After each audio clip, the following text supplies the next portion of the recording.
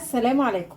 النهارده ان شاء الله هنعمل الكيكه المالحه. تقدري بقى باي حشوه تستخدميها، انا مستخدمه هنا جبنه وزيتون ولانشون، تقدري تستخدمي اي حشوه تحبيها.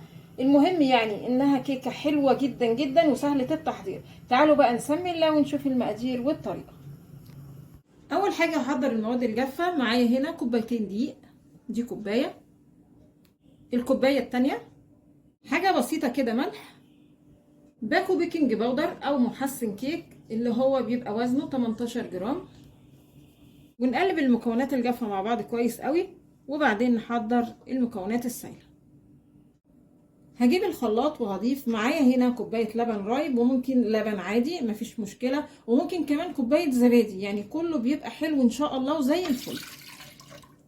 نص كوبايه زيت، معلقه صغيره خل، 3 حبات بيض، وهضربهم في الخلاط كويس قوي.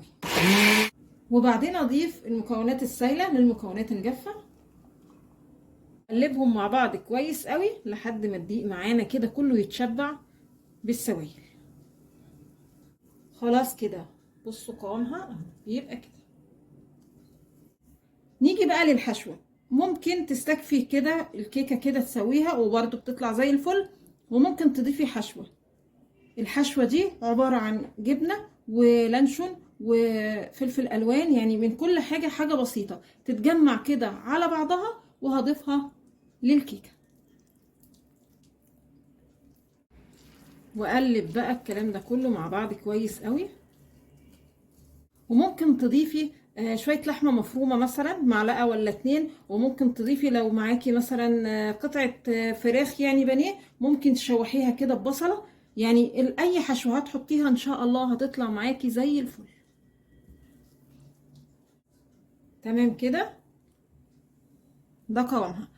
طبعا عايزه اقول لكم بقى، لو الكيكه هتضيفي لها جبنه تكون عادمه ما فيهاش ملح، يبقى تحطي سنه ملح. لكن انا في الاول حطيت حاجه بسيطه بطرف المعلقه ملح علشان بس العجينه ما تبقاش دلع. لكن انا عارفه اني هحط يعني جبنه وفيها زيتون وكده، فهتبقى حادقه شويه، فقللت الملح. ناخد بس من ايه بالنا من نقطه الملح.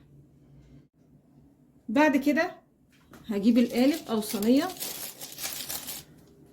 وهضيف الكيكه.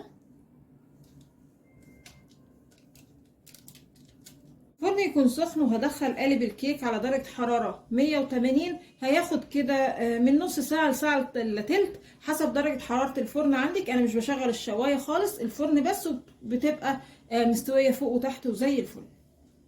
الكيكة خلاص استوت، خدت بالظبط في الفرن ساعة الا تلت. وطبعا زي ما قلت لكم كل واحدة حسب درجة حرارة الفرن عندها شكلها ازاي. وطبعا بختبر سواها ان انا بجيب خلة الشيش تاووك او طرف السكينة كده، واحطها كده في نص الكيكة. لو طلعت ما فيهاش عجين يبقى كده استوت، اطفي عليها. لو طلعت كده طرف السكينة فيها عجين يبقى استنى شوية لحد لما تستوي. هستنى الكيكة تبرد وهخرجها من القالب. بعد الكيكة ما بردت خالص هبتدي ان انا اقطعها، وما اقطعش خالص الكيكة الا ما تكون باردة، علشان لو قطعتها وهي سخنة هتفرول معانا. بسم الله. عايزه اقول لكم كفايه بس ريحه الكيكه حاجه كده لوحدها تفتح النفس. خلاص كده ده الشكل النهائي. بصوا شكلها كده تحفه فنيه. نشوف بقى واحده. بصوا اسفنجيه وهشه، بصوا طعمها وريحتها، بس كفايه ريحتها جميله جدا. بصوا بقى شكلها من جوه تحفه تحفه تحفه تحفه، يعني من هنا لبكره. يا رب النهارده الفيديو البسيط ده يكون عجبكم، وانتظرونا ان شاء الله بفيديو جديد، وما تنسوش الاشتراك في القناه.